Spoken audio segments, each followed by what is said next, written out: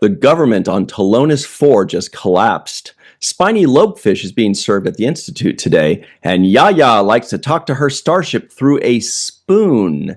Hello, everybody, and welcome to The Seventh Rule with Sirach Lofton. Hello, hello.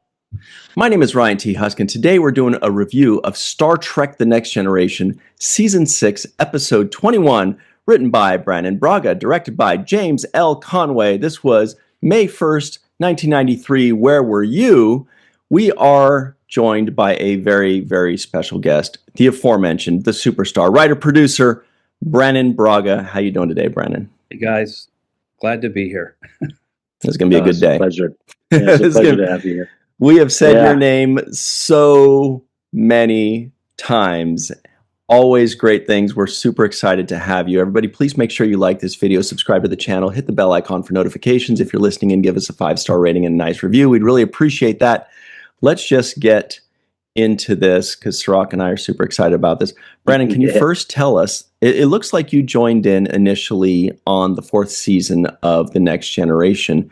Can you just give us a quick story about how that happened?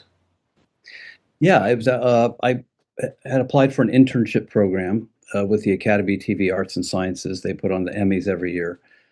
And they had an internship program that placed interns in various categories and on various shows. And I just happened to, I was a screenwriting intern, and they happened to place me on Next Generation.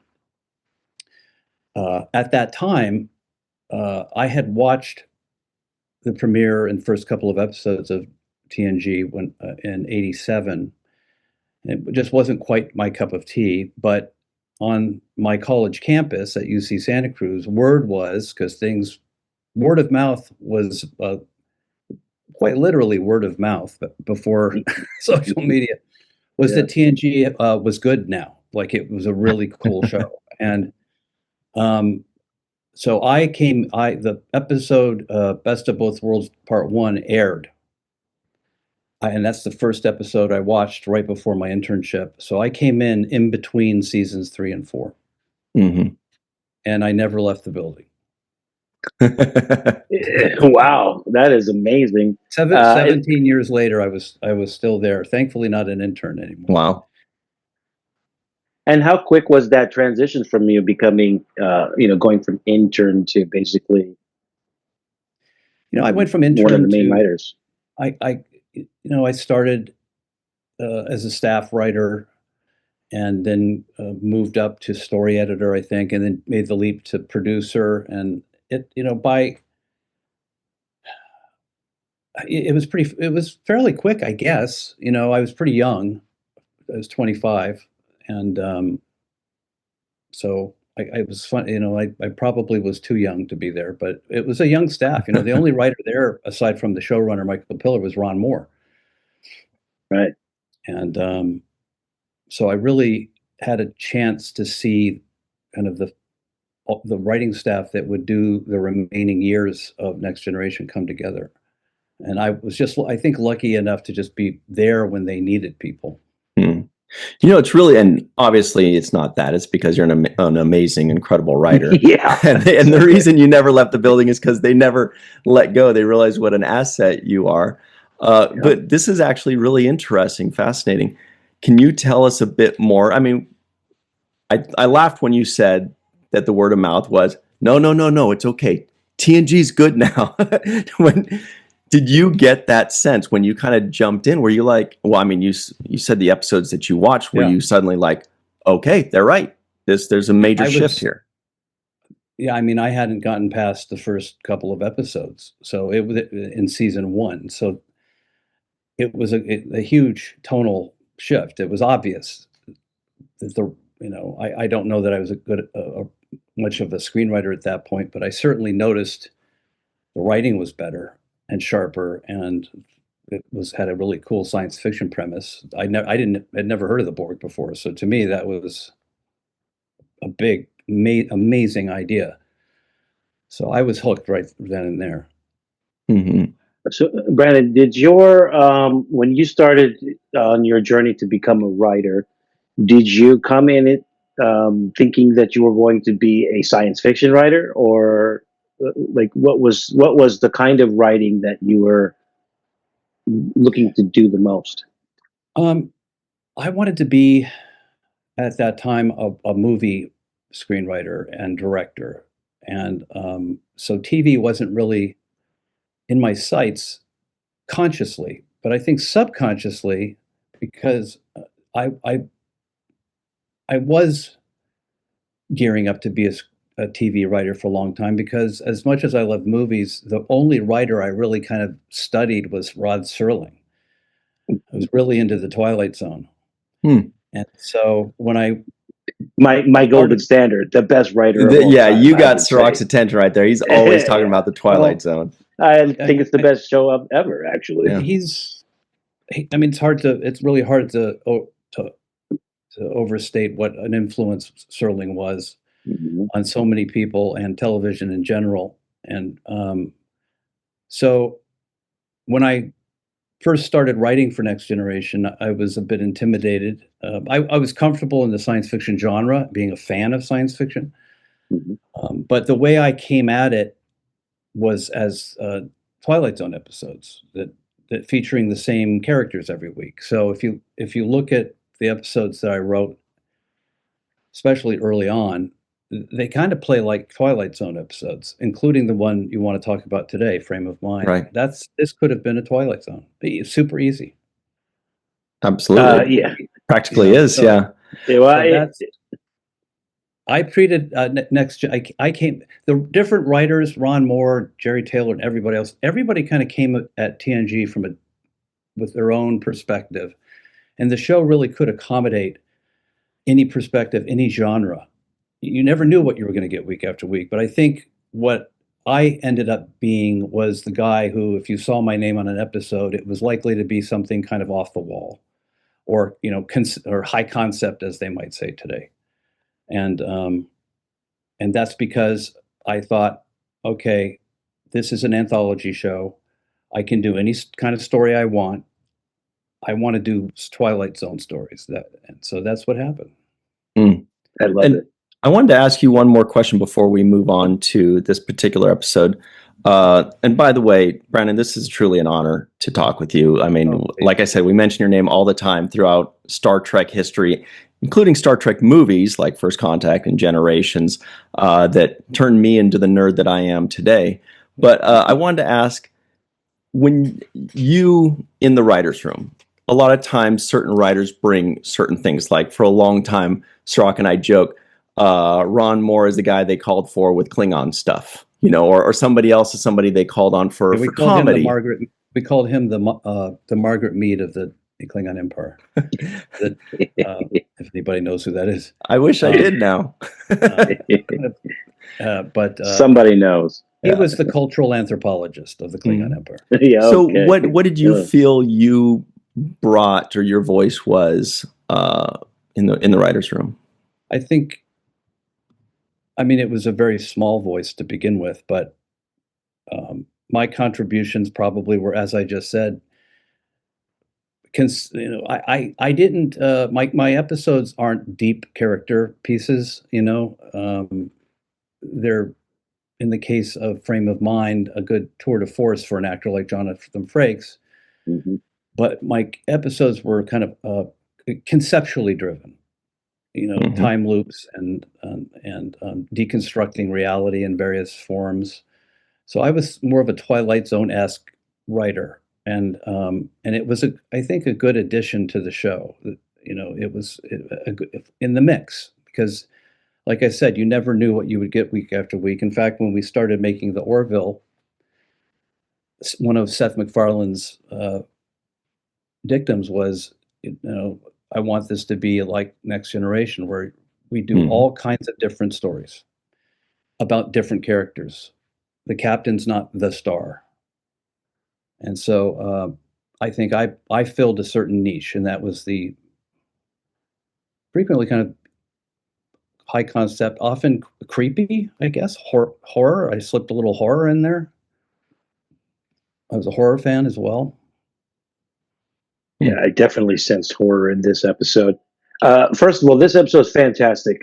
Let's start with that. It's unbelievably enticing, and it's one of those kinds of puzzle episodes where, when you watch an episode, you feel like you can figure it all out relatively quickly. You see the teaser and you're like, oh, okay, I know what this is about, and you pretty much have it written in your head.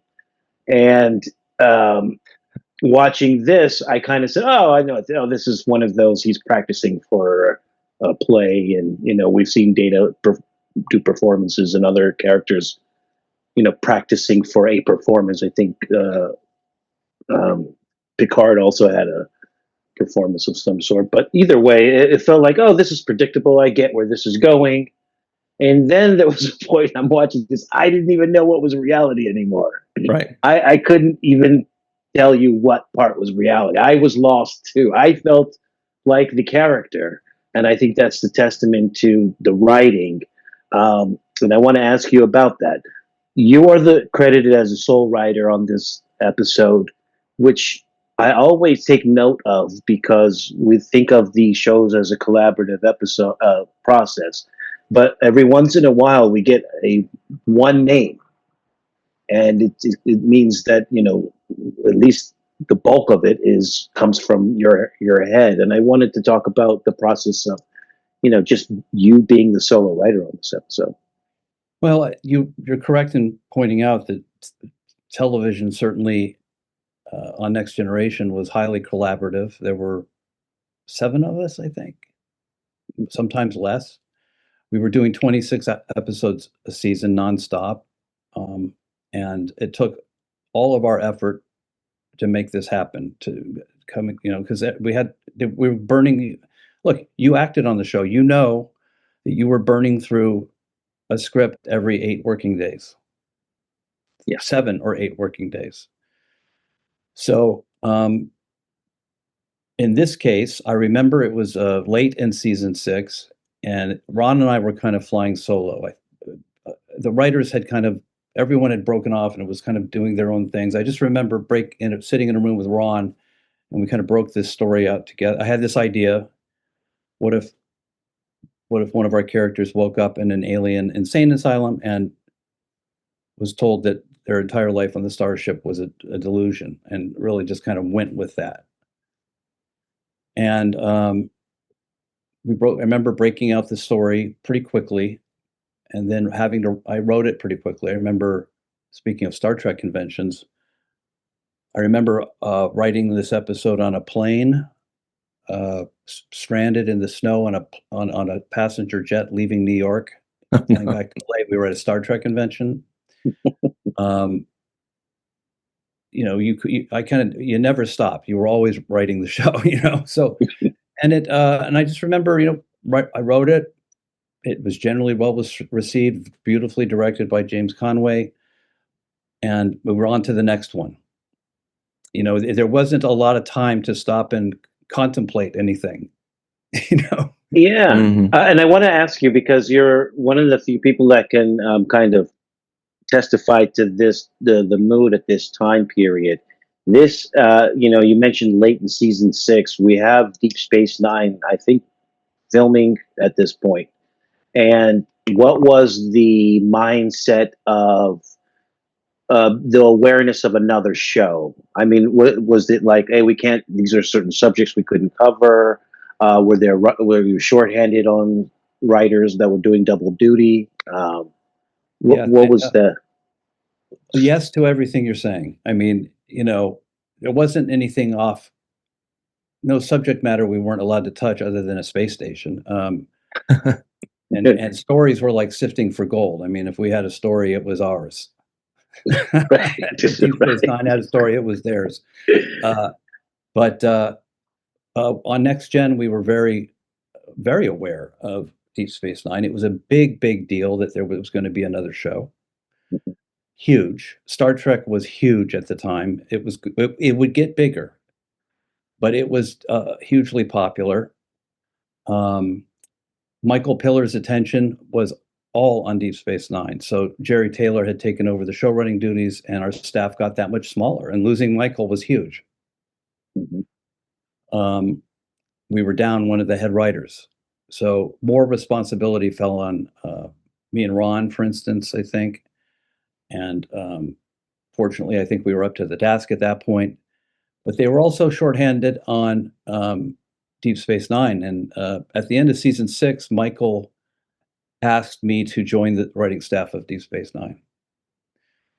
And he gave me the option of saying no, and I said no, not because I wasn't excited about writing on Deep Space Nine, but because I felt like I really wanted to. We knew at that point that season 7 was going to be the last season, and I really wanted to see Next Gen all the way through to the end. And I figured if he still needed me, I could still get a job on that show. So, right. But I do wonder, well, what if I'd gone over there? Mm-hmm. I have always thought of season 7 as possibly my favorite TNG episode, so I'm looking forward to that. When you are watching Frame of Mind, I don't know if you've watched it recently, right before this, or if you just happened to chance upon it 15 years ago on UPN or something. Is there a moment that you see a certain scene or a certain line where you go, yeah, that was pretty good. I really nailed that one. I say with total honesty and transparency, I've never thought that about anything that I've written. I tend to gravitate more towards the things that aren't working. And I think I watched this episode. It happened to be on, I think, BBC America one evening, and I tuned in. I was horrified to see they were cutting out scenes for time to fit more commercials in. And this is not an episode where you can do that. And that's a testament to. I mean, this you mentioned that it's like a puzzle. It is like a puzzle, and if you start removing pieces, you're screwed. It falls apart. And I was pretty pissed off about that. That aside, though, I remembered what scenes were missing, and I was generally, it held up really well. I mean, there's a couple things. The guy playing the sadistic guard is, with all due respect to that actor, he was not. He was in a different movie. I thought he was not. I wish we'd had a better sadistic guard. Well, the guy seemed like he was like 6'7" or 6'8", so you didn't have a ton of options. He didn't have to be that big, He just was not. He was in the Mad Magazine version. He wasn't tonally right. It was a little cheesy, and that was a huge thing for me. I remember when we were making it, and I wasn't that involved in casting at that point, but I was upset about it because that character, that foil, is important to the story. He's providing a lot of the tension, and I just didn't love him. But the Spoon Lady more than makes up for it. Susanna Thompson, who we would, a lot of times, as you know, Sirach, we would reuse actors in different roles if we liked the actor, Yeah. And so she would end up playing the Borg Queen at one point. Right. She was in a couple episodes of Deep Space Nine as well. She's really accomplished. Yep. But the episode held up well. I mean, I really liked the fact that they were putting on a play called Frame of Mind, like the play on the title. I mean, the whole episode is kind of, I guess, what you would call today kind of meta. And in fact, I think if it was an episode, perhaps on one of the new incarnations of Star Trek, they might have even added a layer of reality where his name's Jonathan Frakes, and he's on a TV show called Star Trek. Yes. Yeah. And but I think episodes like that are hard to finish off. I think the ending is, when it's revealed what's really going on, it's a little underwhelming. It's a tough one. It's a tough one because it can't, what is really happening. I think, sticking the landing on these kind of episodes is hard. I think I did it in the Time Loop episode, Cause and Effect, stuck the landing. But yes. But this one, not quite as much. But it's a fun ride as you go. I think Jonathan Frakes did a fantastic job in his performance. There were subtle variations in how he would deliver his lines in the play format of the script.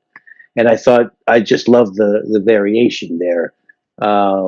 I just thought he really took an opportunity to say, okay, I'm going to really do some good acting here and showcase my abilities. And I felt like this was the perfect, platform for that. You mentioned cause and effect, another really, I love that episode. It's a fantastic Mhm. episode. And again, back to Twilight Zone. I am a huge Twilight Zone fan.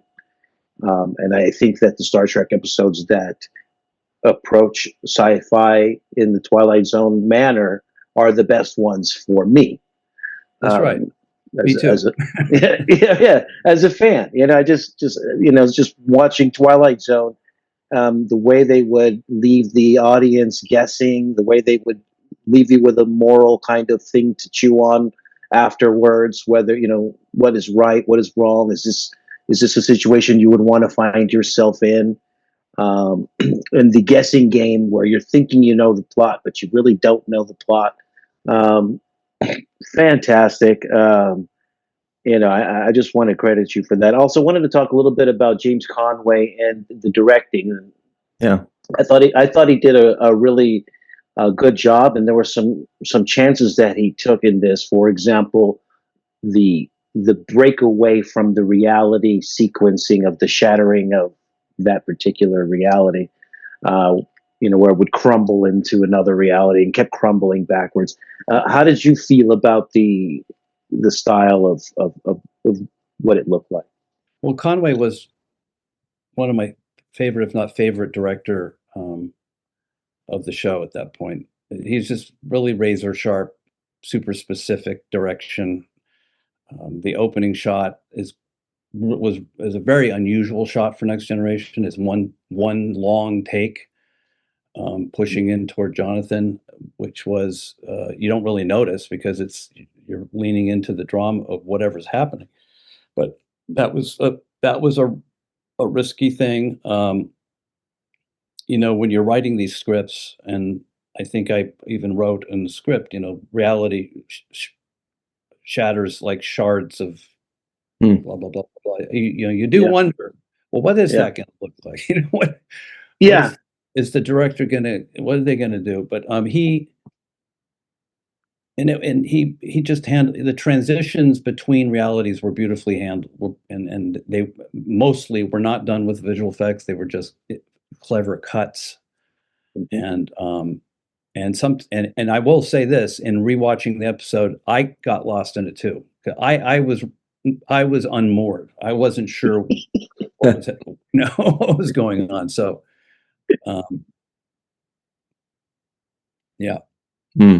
And it does make Yeah. you wonder when you're watching it for the first time. You think, even when the episode is over, and I've seen this episode before, I found myself checking how much runtime there was left just to make sure there wasn't going to be one more twist. I was like, wait, Oh, that but last shot. is it over or is it not? Yeah. One thing I wasn't happy about was the way, and I'm sure this was Rick Berman. He cut things too tight sometimes. The final shot, I really wanted to hold a long time on Riker taking down the set. It was Mm. symbolic to me. He was taking it. He was taking that reality down, and I wanted to hold on it a long time. And Conway shot it that way because I think if you held on it just a little too long, you would have even felt that a little more. Right. Right. Because And you don't know. You're not yeah, sure which reality so we're being left in. it just got out of there a little too quick. But when we were doing these things too, you didn't know. I think nowadays you have a better sense of how certain episodes of Star Trek might be received, or in my case, the Orville. But at that time, you didn't, and so I wasn't sure how this would be received. Are people going to like that? It's not necessarily your typical Star Trek episode. It has all the characters in it, but it was different. It was a little bit Mhm. different. It was, but people liked it. People. It turns out, they were craving that kind of thing. I And think I it's see that fantastic. sadistic guard behind you, Ryan. I didn't even notice him. He didn't intimidate me too much. And you mentioned something in this episode too that I feel like almost becomes the defining characteristic of Deep Space Nine, ironically, and that is you say something to the effect of, oh, Counselor Troy is talking to Riker. She says sometimes it's healthy to explore the darker side of the psyche, and Jung called it owning your own shadow. And so Deep Space Nine being called the dark show, and always being compared to in that way because the subject matter and things that just didn't have the kind of cheery, uppity, feel good vibes that Next Generation started out with. It felt like this episode, the darkness that's in this episode, ends up kind of, you know, being one of the defining characteristics of Deep Space Nine, essentially. Look, it's an interesting observation, and now that I hear you saying that, I always wondered why Michael picked me to go over to Deep Space Nine. Ron would end up going there, but he approached me, and I think maybe he thought my sensibilities were better served there, because of episodes like Frame of Mind. I don't doubt it. Mm-hmm. Never occurred to me until now, here listening to you say that, but I think that's probably part of it. Yeah, it's a really good point, Sirach. It just feels like a Deep Space Nine episode to Totally. me, type. This could be duet. This could be any kind of, one of those I mean, episodes. it could be the one where O'Brien is in a mental prison. Yes. Oh man, Yes. that one was crazy. That was intense. Mm-hmm. And so far, this season is my favorite season. By the way, season 6 did Chain of Command also, where he, there are 4 lights. Mm-hmm. That also had a darkness to it. Like, you're talking about the similar concepts in a way where you're getting broken down mentally. And that's another thing that I really like about Star Trek, Next Generation in specific, is mental health becomes really at the forefront of a lot of discussion, where it wasn't so much so in the original series. Like, how are you doing mentally is not really a big thing. But with the counselor on Next Generation and the conversations that come out of it, there are some, you mentioned Best of Both Worlds. There's some mental trauma that comes out of that leaves Picard, scarred. Then, Listen, and the episode Family that came after that, Mm-hmm. was radical in its day, and it wasn't the studio's favorite idea. Like, they were like, whoa, what are you doing? Right. A family drama, and it's not even in space. But the audience, they liked it, and so we kept pushing the boundaries in certain ways. And with a counselor on board, as you point out, why is there a counselor on board anyway? I thought that people were supposed to be better adjusted in the 24th century. Well, I've always made the observation that I didn't think the counselor should be seated right next to the captain on the bridge. I thought the counselor should right. She didn't last long.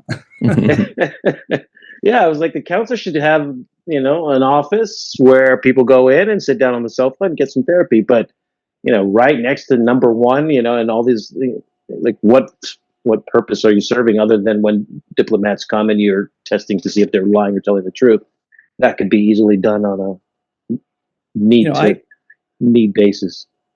Speaking of mental health and the kinds of episodes I was doing at that time, I don't remember what season Phantasms was in, or even Birthright Part 1. These were Coming episodes up, I believe, where Data was beginning to have dreams, and in the case of Phantasms, nightmares. And Phantasms has some strong similarities to Frame of Mind, and somebody whose reality is crumbling. And in this case, an android.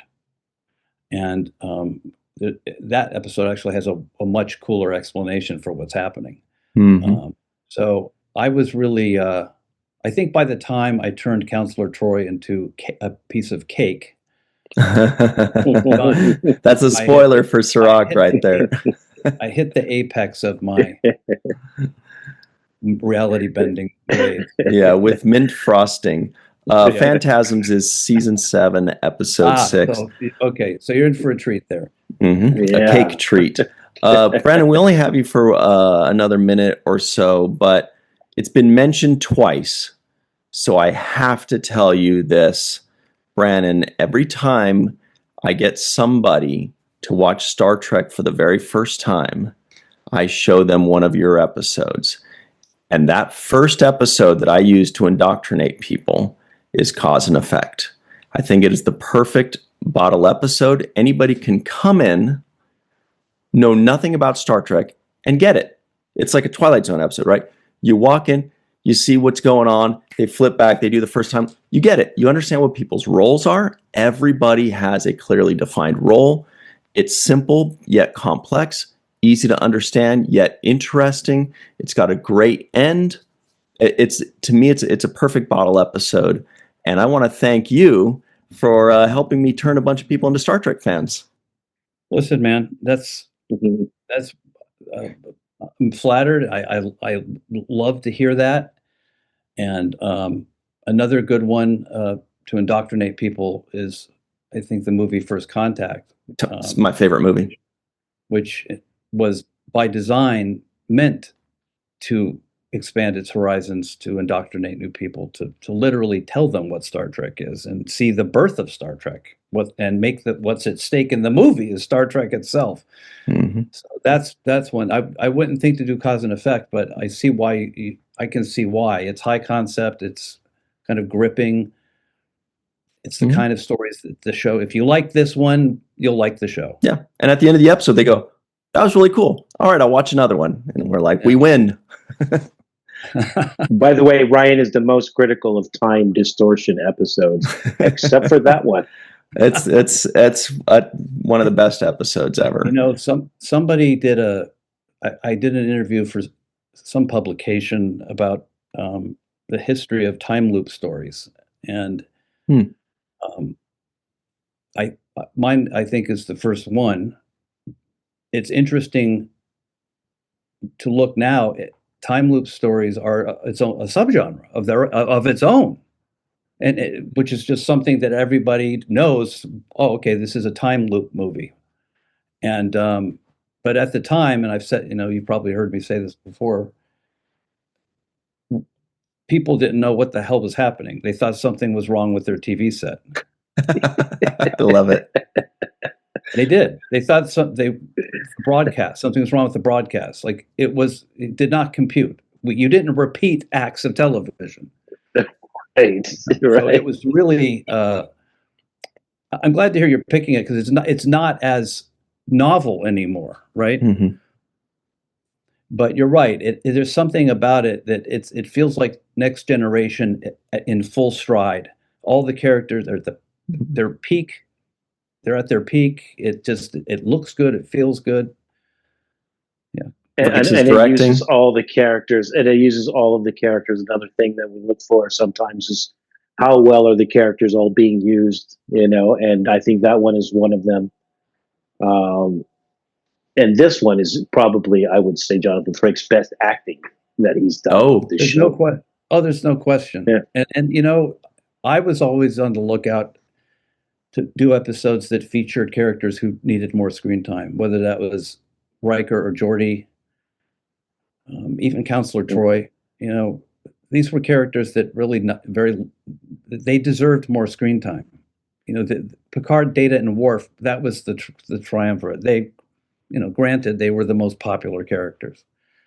Yeah. But you had some really good actors on the show, and Jonathan's he's a really good actor. And it's, I'm sure you saw stuff in his performance that I did not see, the nuances. So I'm glad to hear that you think that's his best performance. It's certainly hard to remember any other episode. Mm-hmm. Maybe. Well, I just thought his performance was great. I like that finally he didn't save the day using sex or sleeping with somebody. Well, don't knock it. I mean, it works for him, but he actually used his mind. So I was happy to see that. Yeah. All right. Well, Brannon, this has been the thrill of a lifetime. We really appreciate you joining in the fun. Like I said, we're always mentioning your name very favorably. And again, First Contact is my favorite Star Trek episode by a pretty solid margin. So thank you for that. And thanks so much for coming to hang out with us and talking to us about everything. Me back when you hit another good episode, if there are any left that I worked on, have me back. We'd love that. Yeah, absolutely love that. Maybe all good things. Maybe we don't want to wait 7 months. We do these once a week, but we'll find something absolutely, and we'll throw the invite your way. We really appreciate it. Yeah, thank you so much. All right, everybody, stick around. We will have much more coverage of this episode. We'll be right back on The Seventh Rule.